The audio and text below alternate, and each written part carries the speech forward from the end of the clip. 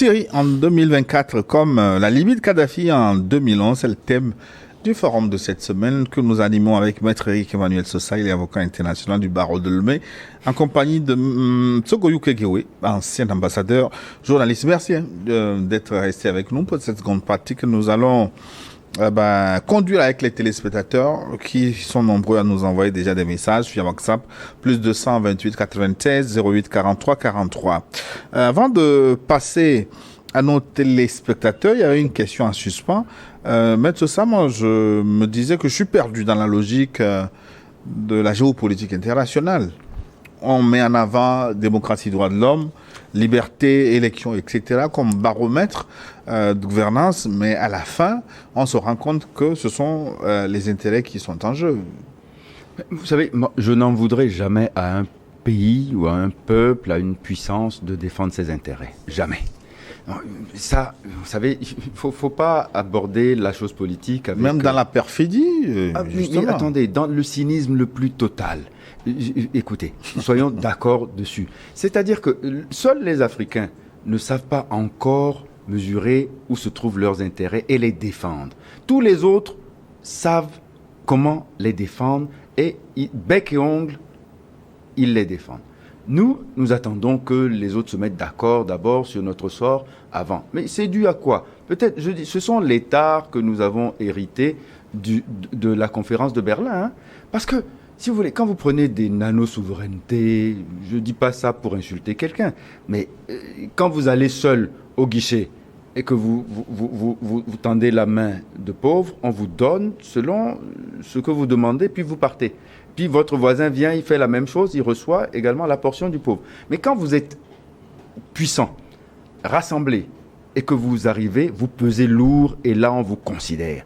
C'est-à-dire que depuis que on est en train de dire, depuis Nkrumah, l'Afrique doit s'unir, qu'on a créé le UA, qui est devenu l'Union africaine, parce que les Européens ont fait l'Union européenne, copie toujours, mais qu'est-ce qu'on fait ? Depuis quand l'Union africaine est allée demander quelque chose, c'est-à-dire négocier par exemple, ne serait-ce que, je ne sais pas moi, l'unification du système téléphonique. Si tous les États-Unis, vu le nombre qu'ils sont, c'est un chiffre. Nous, on a 52. Togo 228, Ghana 233, Bénin 229, etc. Et on continue ça.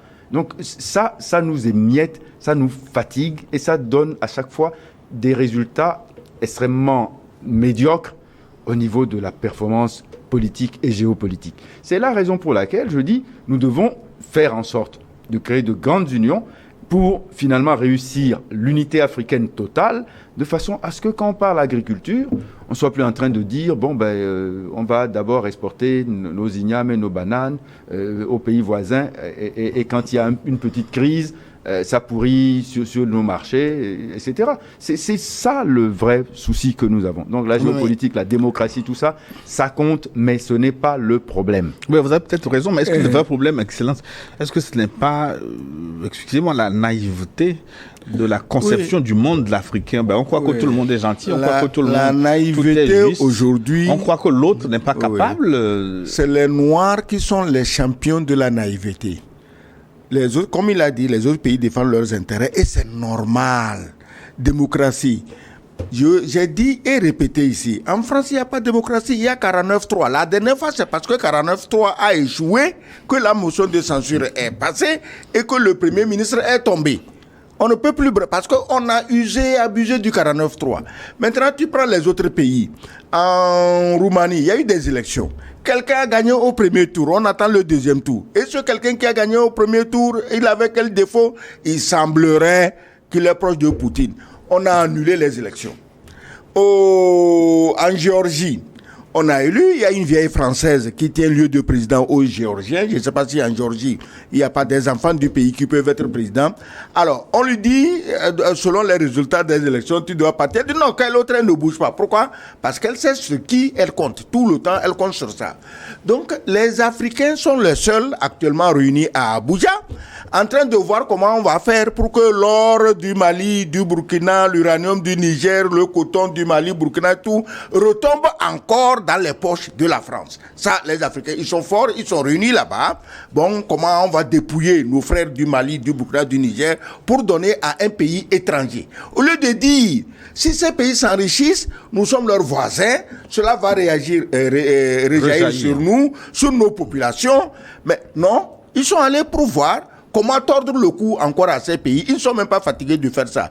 Et actuellement, il est question de, on va prolonger le délai pour voir quand on va les sortir. Mais eux, ils n'ont pas demandé de prolongation de délai. Ils ont même réaffirmé dans un communiqué que nous partons. C'est irréversible. Mais regarde comment les Africains agissent. C'est les plus naïfs.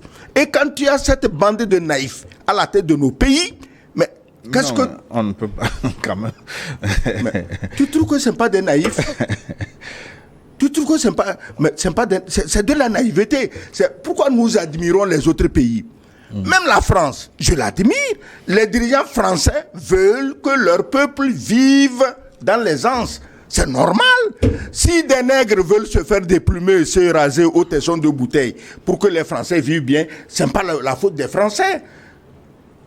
Ce n'est pas la faute des Français. Donc, il faut qu'on sorte de ces naïvetés. Démocratie, droit de l'homme, machin. Mais ça marche où? Ça marche où ces machins-là? Non, démocratie, droit de l'homme, c'est bien aussi. Mais est-ce que quelqu'un dit que c'est pas bien? Si on les appliquait... Ça marche. Oui. Il y a des endroits où ça marche. Non, le problème, ce n'est pas la Sénégal, démocratie. au Ghana, la démocratie. Est-ce que Au Ghana, pardon. Non. Le Ghana est un cas à part. Le Et Sénégal le Ghana, aussi. pardon, s'il te plaît, le Ghana a été ainsi formaté par un panafricaniste connu, célèbre, c'est Rawlins.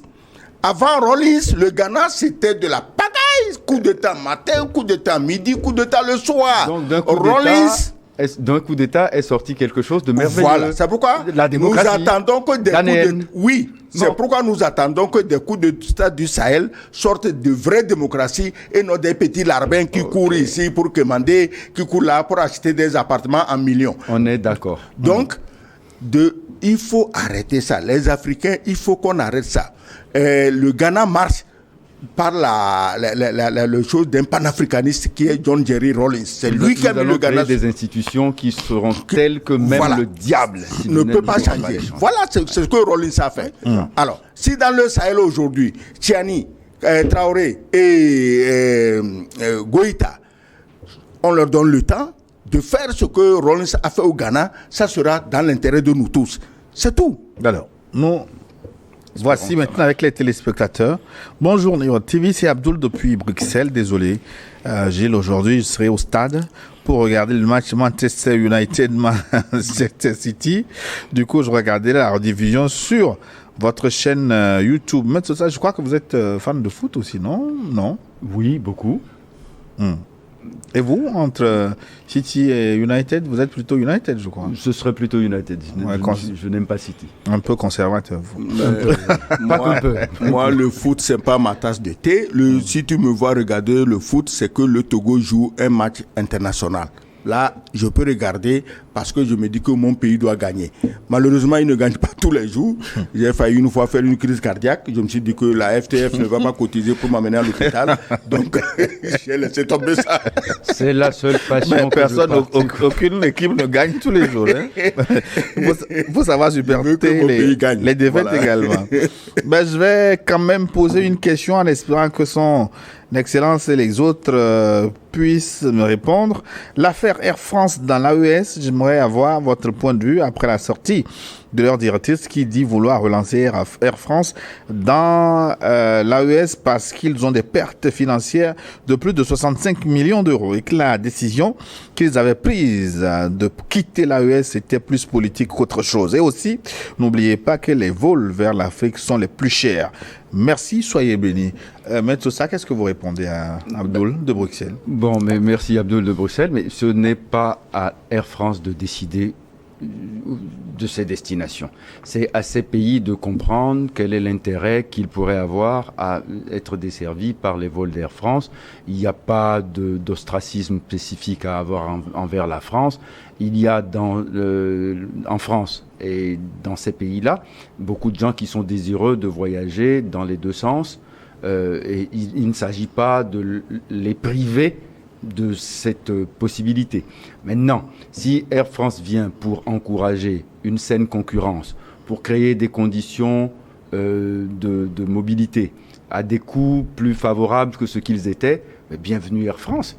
Il n'y a aucune raison particulière que ce soit telle ou telle compagnie. C'est-à-dire les bannières des avions n'ont rien à voir dans le problème des populations. Si Air France assure des vols de qualité, c'est-à-dire confortables, où on soigne bien, on traite bien les passagers, à des coûts relativement abordables, je crois que tous les Maliens, tous les Nigériens voteront pour Air France.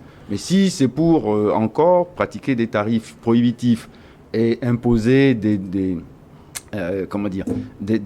droits de survol difficiles pour les autres compagnies en France, parce que ce qu'il faut savoir, c'est que Air France est très jaloux de ses prérogatives en France.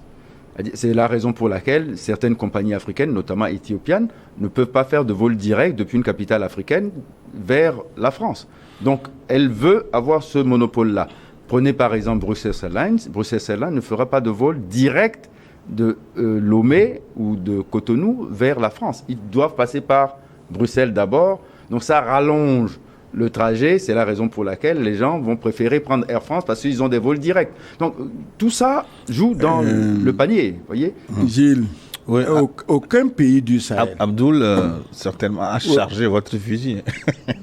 Pardon? Abdoul vous a remis un fusil flambant neuf. Non. Et regarde bien, ni le Mali, ni le Burkina, ni le Niger n'a chassé Air France. Mais Non. Air France. La directrice a dit, quoi? ils sont partis de même pour des raisons politiques. Voilà. On ne les a pas chassés. Les raisons politiques qu'ils ont invoquées, est-ce que ces raisons sont levées? Il n'y a plus de putschistes au pouvoir? Il n'y a plus de terroristes dans la savane? Comment elle explique ce désir de revenir? Mais tu sais, il faut faire attention parce que ces gens-là, comme j'ai toujours dit, comme ils n'ont que du mépris pour les Noirs, imagine que tout dans nos pays, c'est là, tout le monde voyage avec Air France. Tu es burkinabé, tu es malien, tu es nigérien, tu as pris Air France, tu as fait correspondance, tu es à New York, tu es à Tokyo, tu es à Pékin, tu es à Moscou, tu es tout, partout.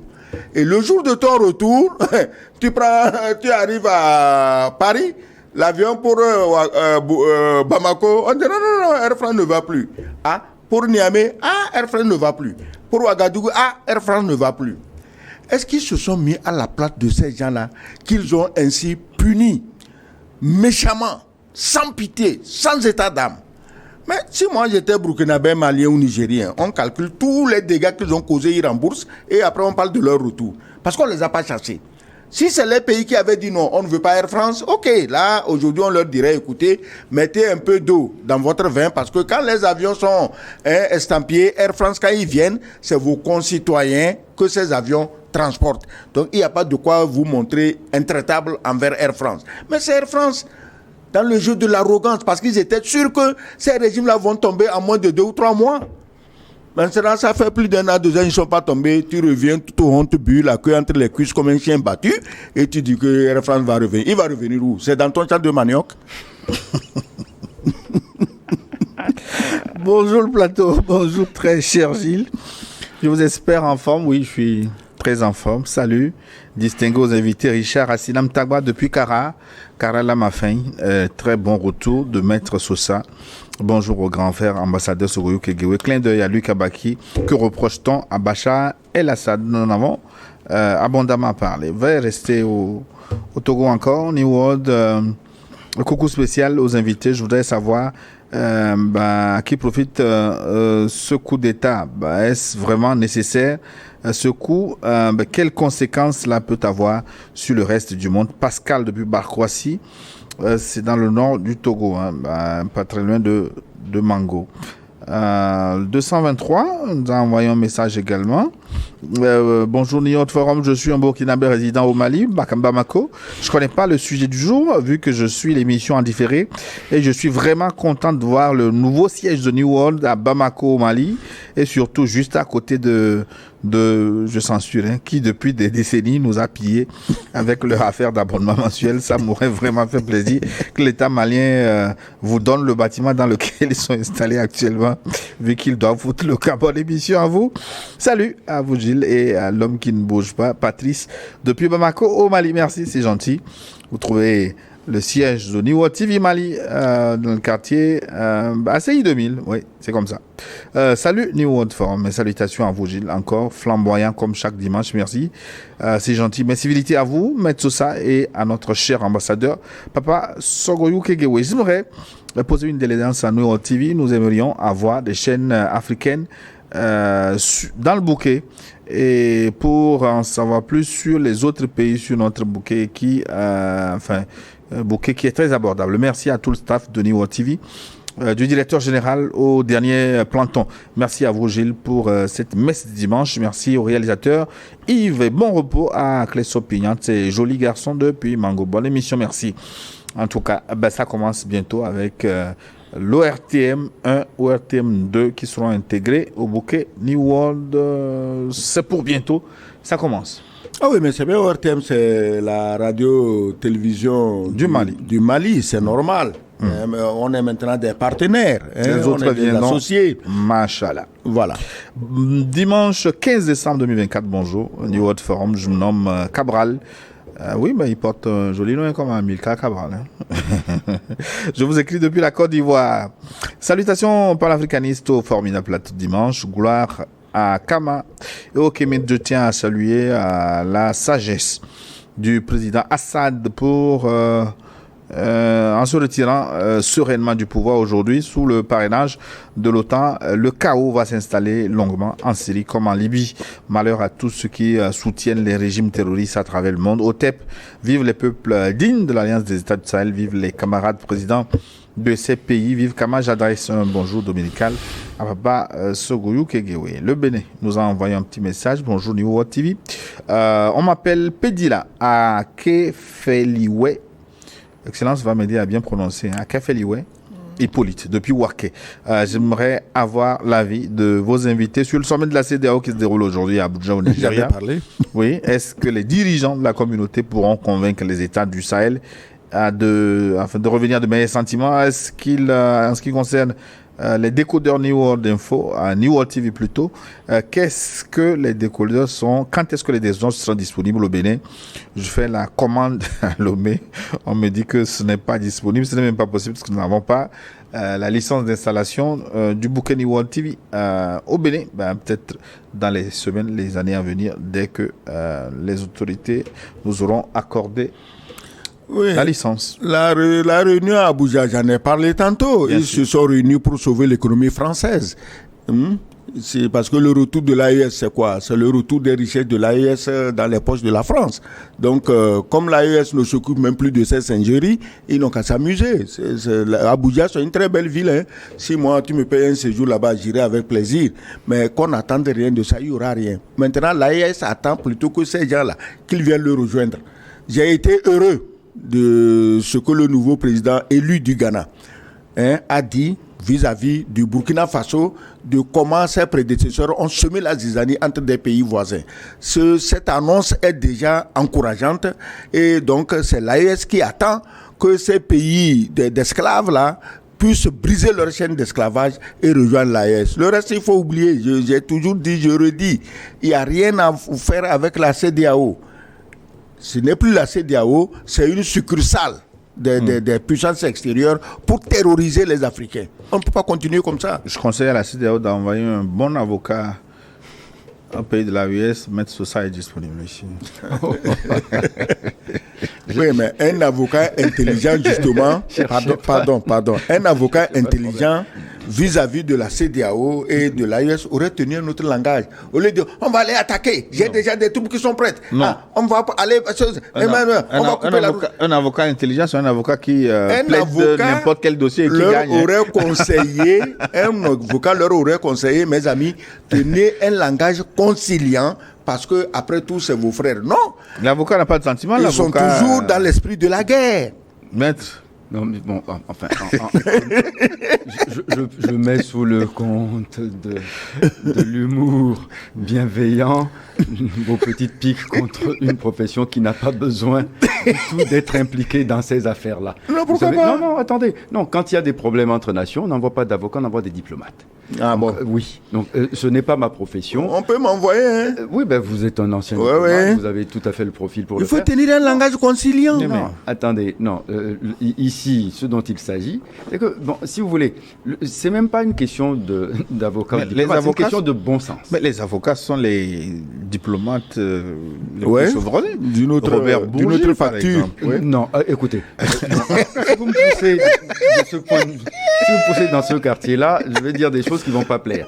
À qui? À ceux qui écoutent et qui pourraient éventuellement être vexés. Ce monsieur, je ne l'ai jamais rencontré dans un prétoire. Il y a des gens qui sont avocats pour le prestige du titre et c'est tout. Et qui, en fait, ne défendent rien du tout que leur le type passe son temps à rançonner les présidents africains. Il va chercher quoi dans un prétoire? Voilà, c'est bien ce que je dis. Donc, bon, ne le mélangez pas à cette profession qui a beaucoup de noblesse et qui n'a pas besoin d'avoir ce genre d'engeance dans ses rangs. Bon, j'ai dit mes méchancetés, elles sont personnelles, je les assume, mais bon, je disais, pour revenir à notre sujet, que nous n'avons pas besoin d'avocats. Le bon sens aurait dicté à ces gens qui s'étaient acharnés contre les pays de l'AES de considérer que ce qui se passait était un mouvement de l'histoire et qu'il fallait prendre les choses plutôt dans le sens d'un élan qui a besoin de trouver d'abord un soutien et un écho auprès des populations. Mais le président Talon a fait son mea culpa, mais ça n'a pas fini pour apaiser les cœurs. Attendez, le mal a été fait. Est-ce que les bases ne sont pas à sa frontière face au Niger? Le jour où il va chasser les bases... vous parlez de le mal a c'est pas moi qui parle. Non, le mal a été fait suffisamment parce que la fermeture de la frontière entre le Niger et le Bénin a créé énormément de torts, de dégâts, a meurtri les populations, a meurtri les économies des deux pays. Donc, bon, ça, ce n'est pas défendable. Qu'ils viennent faire acte de contrition, c'est bien. Au moins, le bon sens a prévalu à ce moment-là. Mais avant, il était parti dans les mêmes aventures que beaucoup de ses homologues. Et ils ont finalement perdu les pays de l'AES parce que ils ont adopté un mouvement politique qui était à contre-courant de la réalité historique, c'est tout. New World, bonjour, mes civilités à vous, Gilles et Papa Sogoyo Kegewe, Maître Eric Emmanuel Sosa aussi. Je vous souhaite une très bonne émission. À quand une statue à l'effigie de Papa Sogoyo dans un carrefour du Togo? Passer Bakoulou de Niamey, mais chacun sa préoccupation. Attends, que quoi? Une statue de qui? Pour vous.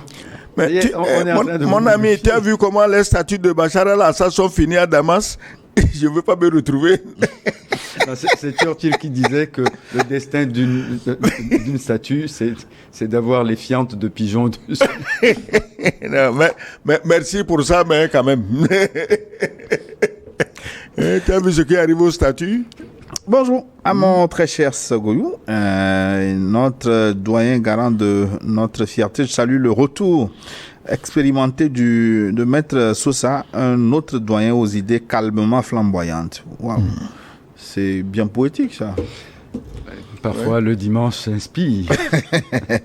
Bachar el-Assad devait être tombé hier, aujourd'hui ou demain, comme c'est le destin de toute dictature sanguinaire. Merci à la Providence pour ce résultat. Mais les loups occidentaux qui aboient la victoire en souhaitant aujourd'hui, les terroristes sont dans leur besogne habituelle. Assad est tombé, hélas, la Syrie compte désormais des jours de ténèbres devant elle. Elle est passée de mal en pire.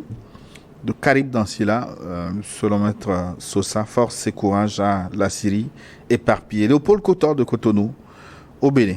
Je vais prendre un message du Burkina Faso. Bonjour, respect à chacun sur le plateau.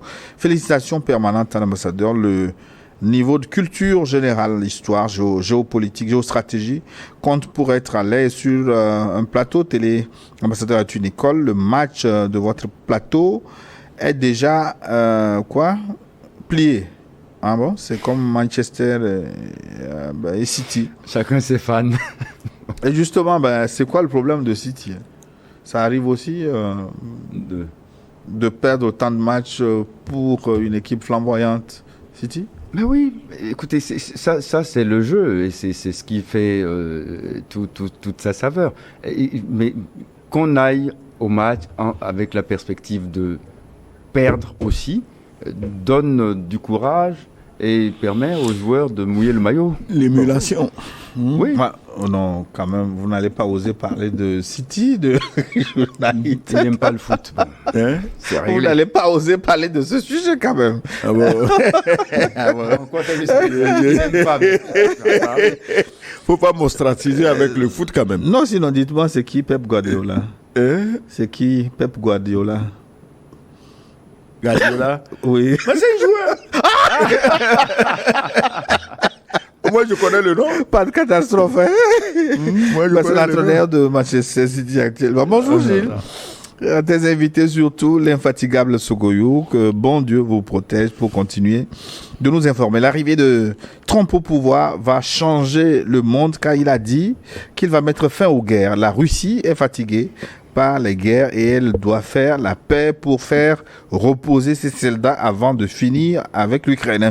La chute de Assad est une stratégie qui s'organise entre les Occidentaux et les Russes. Bonne émission à vous, c'est Moye et Soham depuis Kara, les IO. Ok, c'est bon. Oui, les yeux, c'est ça? Oui, pas de commentaire? Non, écoute, il a une vision du problème. Tu sais, c'est un problème à 1000 facettes. Hein. Et ce que nous disons ici, rien ne nous dit que c'est ça, en fait, la vérité. Avec le temps, il y a des éléments qui vont sortir et qui pourraient enrichir davantage un tel débat. Donc, personne n'a le monopole de connaître les raisons du départ de la chute de Assad. Et pour l'Ukraine, c'est plié, Maître Sosa? Oui, je pense que l'arrivée de Donald Trump va complètement modifier l'échiquier politique dans cette zone-là aussi, et il y aura un repositionnement stratégique à faire. C'est clair. Et, déjà, parce que, enfin, l'arrivée de Trump pose un problème à l'OTAN même. Donc, les bévues de l'OTAN sous Biden vont trouver des correctifs avec Trump, qu'il a annoncé d'ailleurs de longue date et qui a dit que quand il arrivera au pouvoir en 24 heures, il mettra fin à la guerre russo-ukrainienne. En tout cas, appelons ça de tous nos voeux. Hein. C'est tout. Écoute, l'Ukraine. Pour l'Ukraine, c'est simple. Là, il y a une mission qui a été donnée à Zelensky qu'on tue jusqu'au dernier Ukrainien. Il y a encore des Ukrainiens, il semble qu'on peut même recruter ceux qui ont 20 ans, 18 ans. Zelensky n'a pas encore accompli sa mission parce que si on ne tue pas ces générations d'Ukrainiens, comment est-ce que les 40% des terres ukrainiennes déjà cédées aux oligarques occidentaux peuvent rester sans souci? Donc lui, il fait son travail. Il faut qu'on tue les Ukrainiens. Il est en train de le faire. Et aujourd'hui, en suivant l'actualité, on se rend compte que Ukraine ou pas Ukraine, l'OTAN prépare la guerre contre la Russie. C'est tout. Ils n'ont pas besoin de l'Ukraine. Ils avaient leur plan. Zelensky va dératiser l'Ukraine. C'est-à-dire qu'il va au Kherson où on dit quoi, il va nettoyer. Tous les Ukrainiens vont mourir. Les gens vont, il y a un sous-sol riche dont les richesses sont évaluées à 7 000 milliards de dollars. Les gens ont les yeux sur ça. Les Ukrainiens, on s'en fout, ils n'ont qu'à mourir. Zelensky joue le jeu, bravo. Il n'a qu'à les tuer tous. Voilà. Mais tout ça, pour une parenthèse, est-ce que l'amnistie accordée à Hunter Biden, est-ce que ce n'est pas dommage? Parce qu'un procès contre lui peut-être aurait permis de jeter une lumière sur ce qui s'est passé là-bas en Ukraine, parce qu'on l'a accusé de beaucoup de choses dans ce pays. Écoutez, bon, c'est vrai que La façon dont la chose s'est passée a choqué beaucoup de monde, beaucoup de démocrates, beaucoup de gens épris de justice. Je crois que Biden a commis une erreur en accordant cette amnistie à son fils parce qu'il aurait permis à ce procès de se passer pour que M. Trump ne vienne pas dire que la justice américaine est à la merci de la Maison-Blanche ou est la botte de la Maison-Blanche. C'est un très mauvais exemple, c'est un mauvais signal donné et on a accusé Trump de beaucoup de choses. Aujourd'hui, on se rend compte que ce qu'il dénonçait est en train d'être fait par ceux qui le dénonçaient. Donc, c'est dommage. C'est dommage que Biden ait préféré amnistier son fils plutôt que de laisser la justice américaine au même moment, librement. Est-ce qu'il pouvait laisser ouvrir la boîte de Pandore? Mais attendez, justement. non, ça c'est ça le problème. Ça s'appelle le courage politique. Ça veut dire qu'il n'a pas le courage politique de ses actes. Il n'assume pas. Et en politique, ça, à un moment donné, ça vous rattrape toujours. C'est honteux de procéder comme ça, parce que ça veut dire qu'on a une justice privée qu'on a privatisée pour protéger les siens et ses intérêts.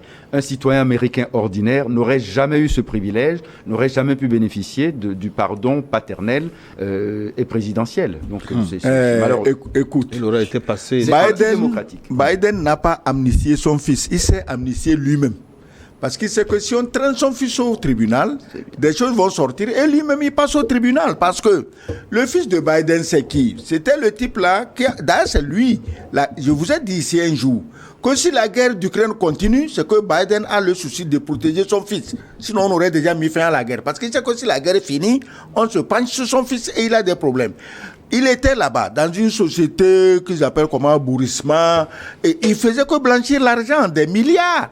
Et Biden lui-même, vice-président, il se promenait, on l'envoie en Pologne pour lutter contre la corruption, il arrive, il se fait corrompre, son fils se fait corrompre par des sociétés chinoises, et dans le partage, on a prévu la part du Big Boss. Le Big Boss, c'était qui? C'était son père. Et il était là, dans les laboratoires toxiques, là, c'est-à-dire que les laboratoires chimiques. Azov. Et Azov, tout. Mais le fils, il est mêlé à ça, avec des réseaux de pédophilie. Lui-même, il a démontré. C'était Balthazar avant l'heure. En fait, ce que le fils Biden a fait en Ukraine, c'est pire que ce que Balthazar a fait en Guinée équatoriale. Parce que lui-même. Balthazar a fait quoi?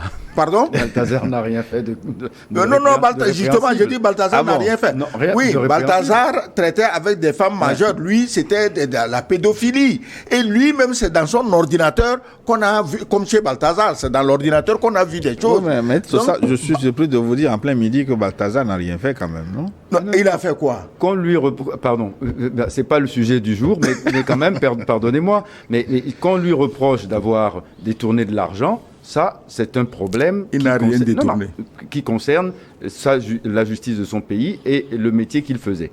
Mais ça c'est autre chose. Ce pourquoi il a été connu, il a défrayé la chronique pour tout à fait autre chose, pour sa suractivité subabdominale.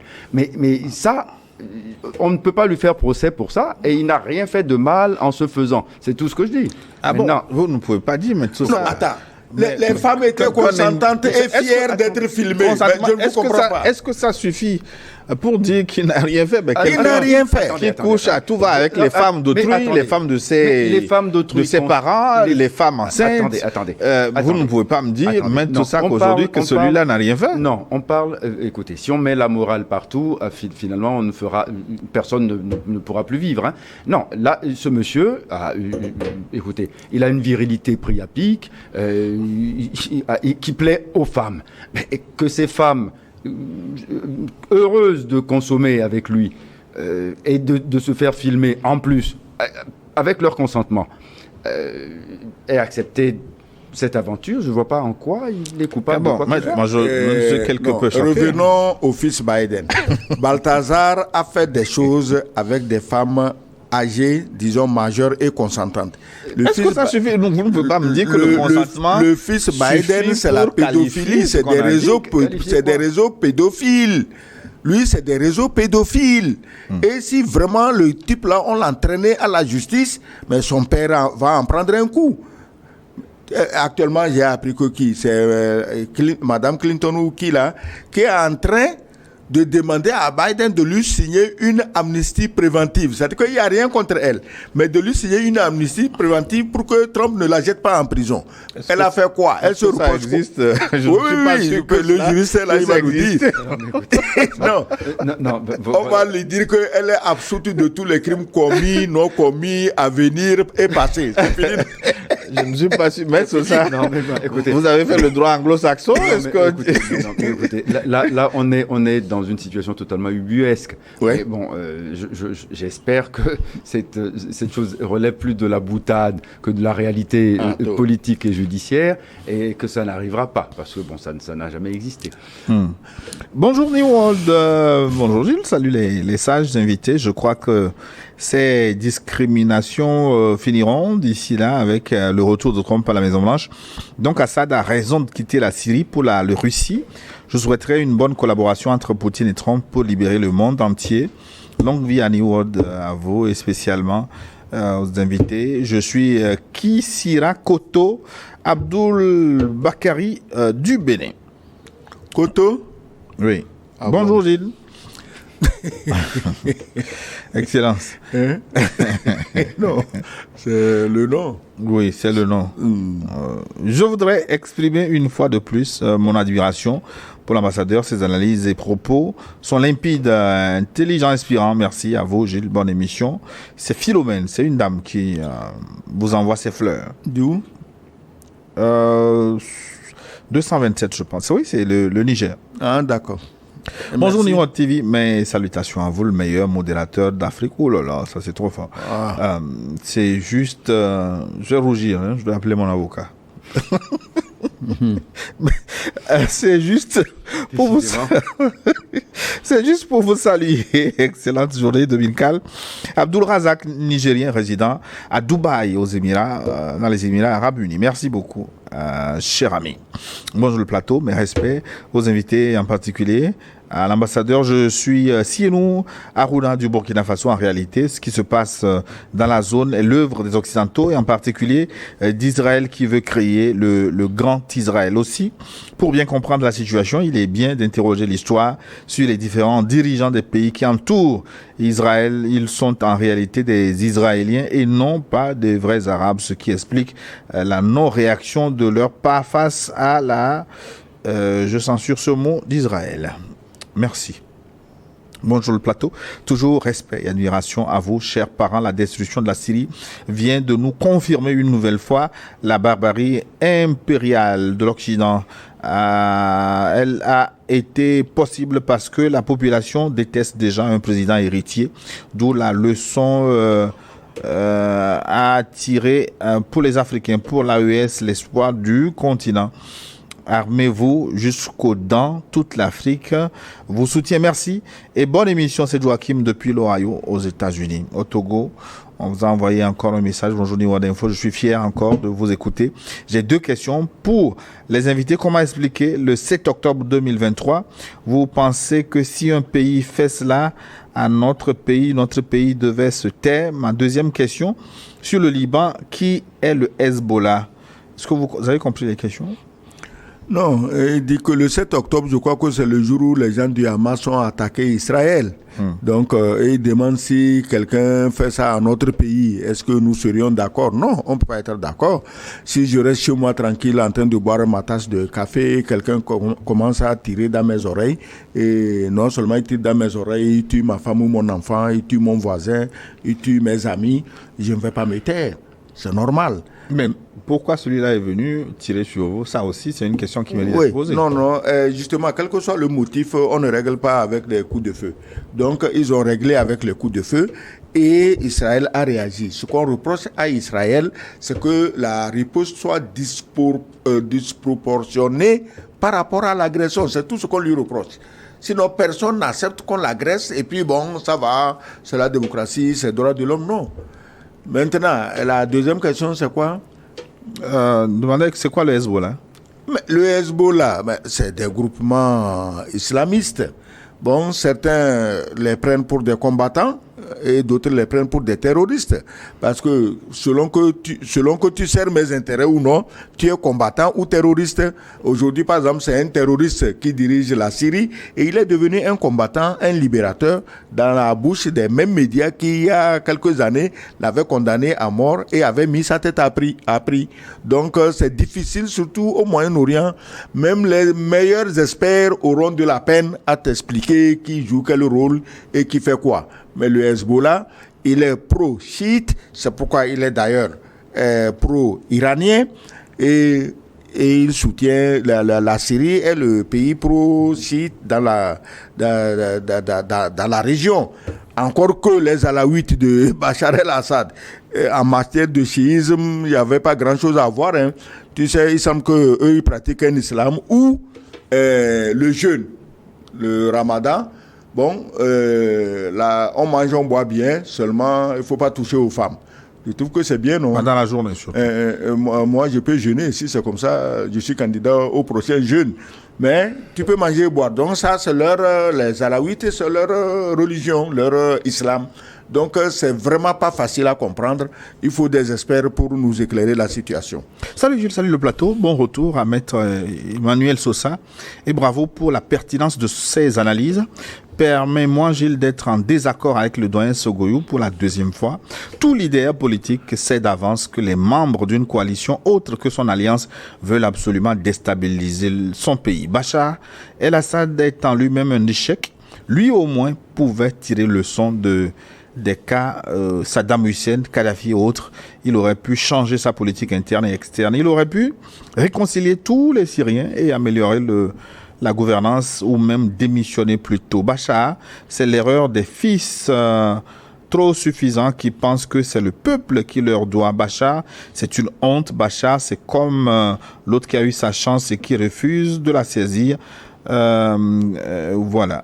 C'est Manglibé Machatom qui nous envoie ce message depuis les pieds. Non, bon, il ne me contredit pas. Je suis d'accord avec lui. Bachar aurait pu saisir l'occasion ou l'expérience des autres pays et formater autrement sa politique. Mais vous savez, les dirigeants souvent n'écoutent pas les historiens.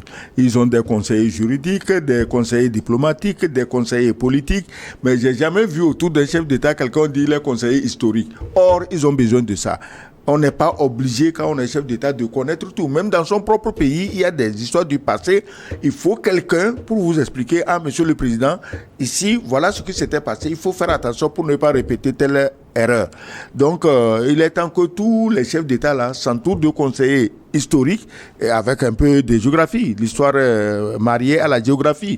Ils en ont besoin parce qu'un chef d'État, mais je ne l'imagine pas avoir le temps pour aller lire telle histoire, consulter les cartes pour voir la géographie. La Syrie est limitée avec qui? On a parlé ici, on n'a pas parlé des Kurdes. Tu sais que la Turquie est en Irak, soi-disant, elle poursuit les Kurdes qui veulent leur indépendance. Même l'Irak a des Kurdes qui sont en Syrie et les Syriens eux-mêmes ont leurs Kurdes. Tout ça, ça fait un embrouillamini tel que, comme je le dis, il faut être un expert de la région pour pouvoir expliquer ça clairement à des novices comme nous. Peut-être des envies de réactivation de l'Empire ottoman. Hein. Bonjour, forum. Oui, non, mais tout ce que vous avez dit est tout à fait pertinent, mais il faut rajouter que quand un chef ne veut pas écouter, vous pouvez tout dire, il reste complètement fermé sur ses logiques, qui sont parfois des logiques de ceux de l'oligarchie, non, ceux de l'oligarchie qui l'entourent et qui le prennent en otage. Et ça, souvent, la solitude des chefs d'État, de tout dirigeant, est un phénomène grave parce que quand la personne est butée, on a dit, on a beau amener son âne au marigot, c'est pas pour autant qu'on le fera boire. S'il veut pas vous écouter ou s'il fait semblant de vous écouter, il n'appliquera pas les conseils sages que vous lui donnez. Oui. Donc Assad, pour l'instant, enfin en tout cas, il doit son échec à son propre entêtement. Bonjour, mes salutations distinguées. Je finis ça et puis on conclut. Ouais. Mes salutations distinguées aux panélistes. Heureux de revoir Maître Éric Emmanuel Sosa. Je suis Diangman depuis le Bronx, à New York. Vu que Maître Sosa est là aujourd'hui, j'aimerais avoir son commentaire sur le procès de détournement des 3 milliards en cours au Burkina Faso actuellement. Merci et bonne suite d'émission à vous. Peut-être je vous renvoie la parole. Il disait que les chefs d'État ont un entourage qui le rend imperméable au Conseil. À cet effet, le cas syrien aussi est un exemple extraordinaire. Tu sais que Bachar a fui, son premier ministre est resté et qu'il travaille en bonne entente avec les rebelles. Bachar n'aurait jamais pensé à ça. Et tous les chefs, quand tu es chef, sache que tu as toujours 1 ou 2 ou 3 Judas dans ton entourage. On ne dit pas de devenir méfiant, paranoïaque, mais il faut faire très attention. Et quand les conseils viennent, les gens, c'est pas la peine, les gens viennent dire, ce qu'il a dit c'est faux, non, nous on va faire ceci, non. Maintenant, le procès de Tchenya. Oui, le procès de Tchenya, les Tchenyans. Mais il y en a partout, depuis le cap de Bonne-Espérance jusqu'au cap Gardafi ou cap machin au nord. Il y a des Tchenyans partout. Lui, on en parle parce qu'on l'a attrapé. Tout comme il y a des Balthazar partout. On en parle parce qu'on l'a attrapé. Donc, qu'est-ce qu'on fait? On va encourager le Burkina à vraiment laver les écuries d'Ozias et pas seulement le Burkina, tous les autres pays. Parce que le premier danger qui menace nos pays, c'est la corruption. L'argent qui est destiné à faire les routes, à faire la santé, à faire l'éducation, il est mis dans la poche des gens et qui s'achètent des inutilités. Tu as vu ce que le gars a acheté? Des animaux exotiques, il construit des chambres de passage, pourtant il n'est pas Balthazar. Donc, tout ça là. Quand l'argent va... Apparemment, vous êtes obsédé par Balthazar. Non, il n'est pas Balthazar. C'est vrai, je l'ai vu, il dansait, il faisait des danses de la tortue. Bon, tu vois que ce n'est pas une foudre de guerre dans le lit. Tu sais, quand on voit les gens, on les voit. Hein? Donc, il faut encourager le capitaine Ibrahim Traoré à aller de l'avant, de continuer.